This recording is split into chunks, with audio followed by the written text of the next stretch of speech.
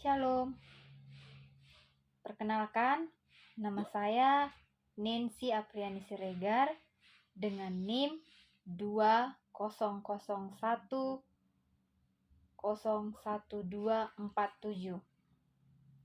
Prodi Pendidikan Agama Kristen, program S1, grup F semester 6 dengan mata kuliah Teologi Alkitab. Dosen pengampu Bapak Dr. Baginda Sitompul MPDK. Nah, di sini saya akan menjelaskan tentang teologi sistematika dan teologi biblika beserta hubungannya. Tujuan video tersebut untuk berbagi dan menjelaskan supaya kita semua mengetahui dan lebih mengerti apa itu teologi sistematika dan teologi biblika. Baiklah, sebelum mendengarkan video tersebut, fokuskan dan konsentrasi untuk mendengarkan video tersebut. Selamat menyaksikan. Teologi sistematika. Kata sistematika berasal dari kata kerja Yunani atau sunistano yang berarti berdiri bersama atau mengorganisir. Karena itu, teologi sistematika menekankan sistematisasi atau pengaturan teologi. Cover menyediakan sebuah definisi yang tepat tentang teologi sistematika. Teologi sistematika dapat ditegaskan sebagai pengumpulan. Nah, penyusunan secara ilmiah, membandingkan atau memperlihatkan dan mempertahankan semua fakta dari manapun dan setiap sumber berkenan dengan Allah dan pekerjaannya. Teologi sistematik menghubungkan data tentang pernyataan Alkitab secara menyeluruh untuk menunjukkan gambaran total mengenai pernyataan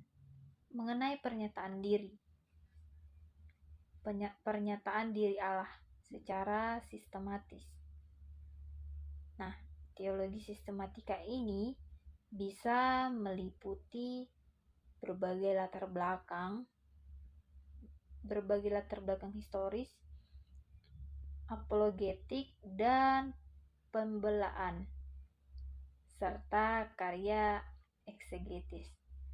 Tetapi fokusnya terletak pada struktur total doktrin tentang Alkitab.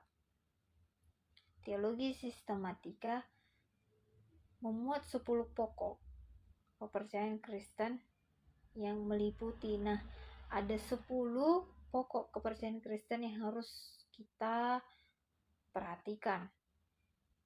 Nah, yang pertama, teologi proper.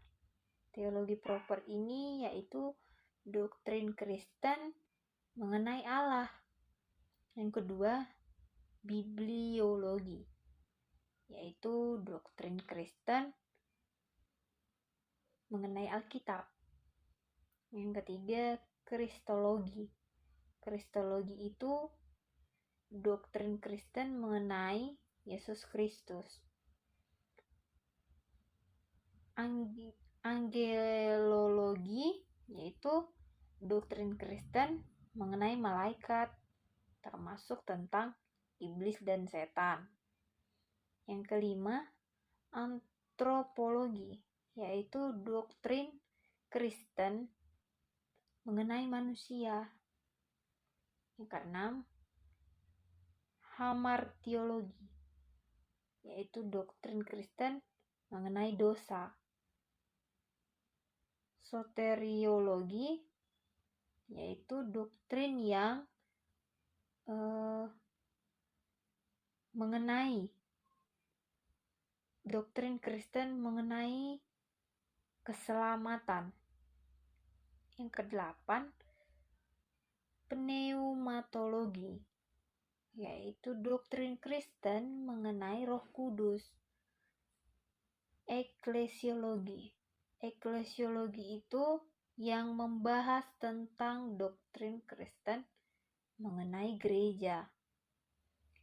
Eskatologi, yaitu doktrin Kristen mengenai perkara-perkara akhir. Nah, itulah 10 pokok kepercayaan Kristen tentang teologi sistematika.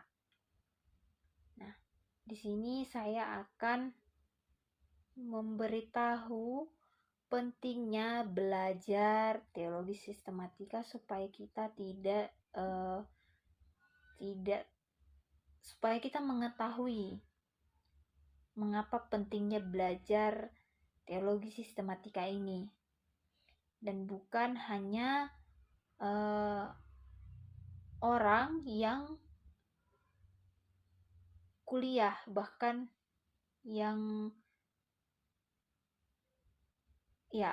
bukan orang yang berpendidikan tentang berteologi saja yang harus mempelajari apa itu bermacam-macam teologi. Nah, kita juga sebagai orang Kristen harus mengetahui pentingnya belajar teologi sistematika supaya kita tidak bingung dan kita tidak mengetahui, akan tetapi kita mengerti apa itu teologi sistematika. Nah, di sini pentingnya belajar teologi sistematika. Yang pertama, manusia sebagai makhluk ciptaan yang berasio. Manusia mempunyai kecenderungan untuk berpikir dan mempelajari sesuatu secara sistematis. Yang kedua, sifat Alkitab sendiri yang menuntut untuk disusun secara sistematis.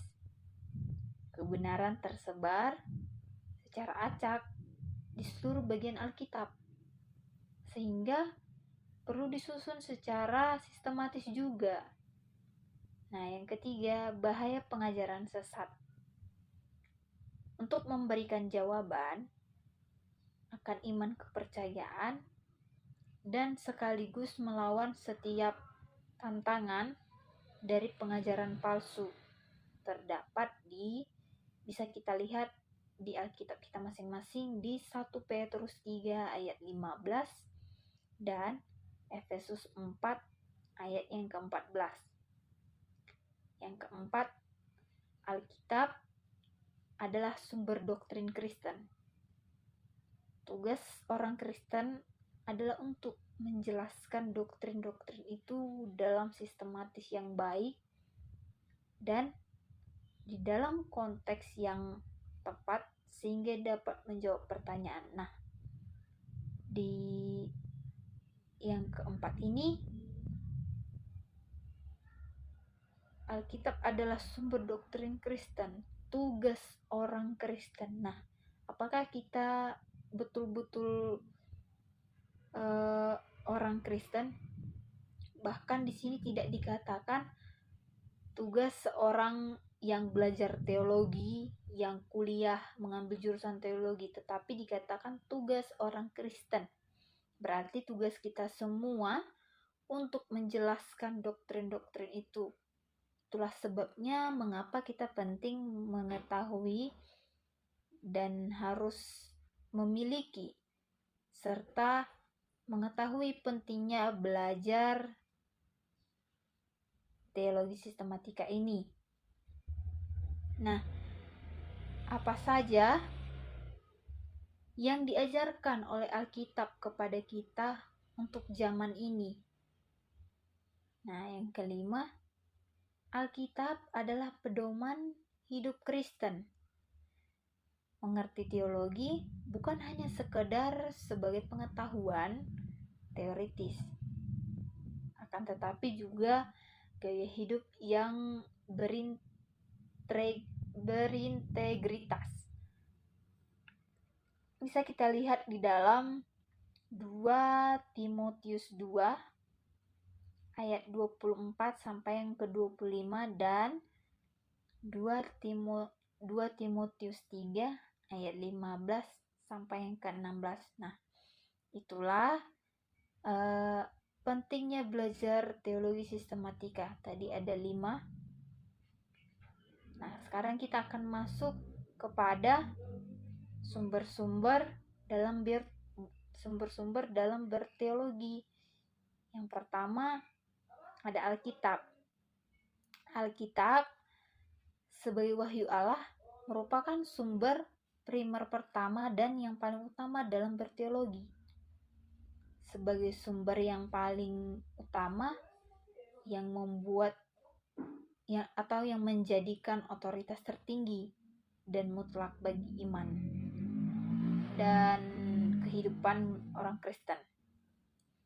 Jika kita ingin berteologi, maka kita dapat melepaskan dari teks Alkitab.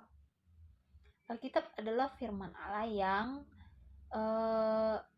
diwahyukan untuk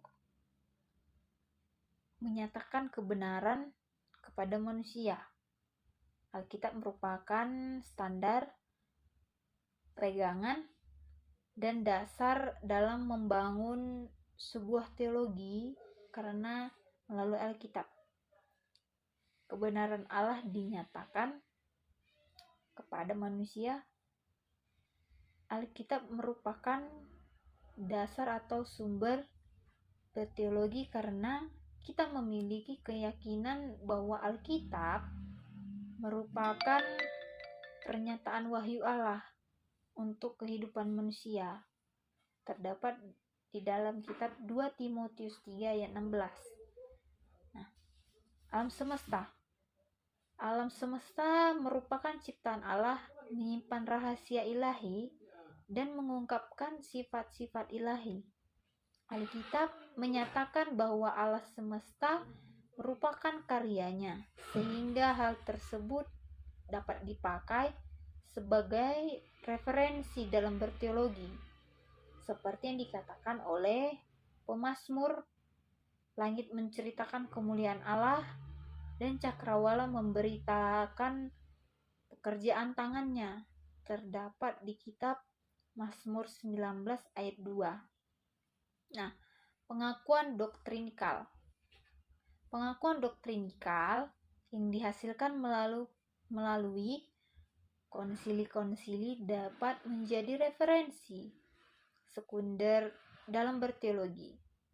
Pengakuan iman tersebut terlahir melalui pergumulan gereja yang panjang yang dilakukan oleh bapak-bapak gereja ketika gereja menghadapi berbagai tantangan zaman.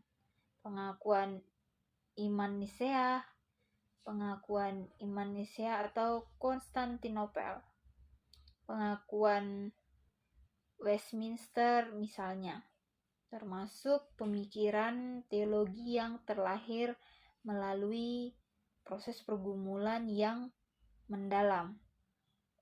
Nah, ada tradisi gereja, khususnya dari bapak-bapak gereja, dan perkembangan pengajaran di gereja dari zaman ke zaman, yaitu tentang apa yang diterima dan ditolak oleh gereja sepanjang sejarah. Tradisi gereja dapat juga menjadi referensi sekunder kedua dalam berteologi. Tradisi gereja ini dapat dipertahankan dan dijadikan sebagai dasar berteologi sebatas tradisi tersebut tidak bertentangan dengan Alkitab. Tradisi ini dapat mengapresiasikan dan mengisyaratkan simbol dan lambang sebagai pemaknaan kebenaran. Nah, itulah yang dikatakan dengan teologi sistematika. Semoga kita semua mengerti dari pemahaman yang kita pahami sehingga kita mengerti teologi tentang yang mengajarkan kita tentang teologi sistematika. Semoga melalui video ini dapat membantu dan juga kita sama-sama mengerti apa itu teologi sistematika. Sekian video dari saya. Tuhan Yesus memberkati.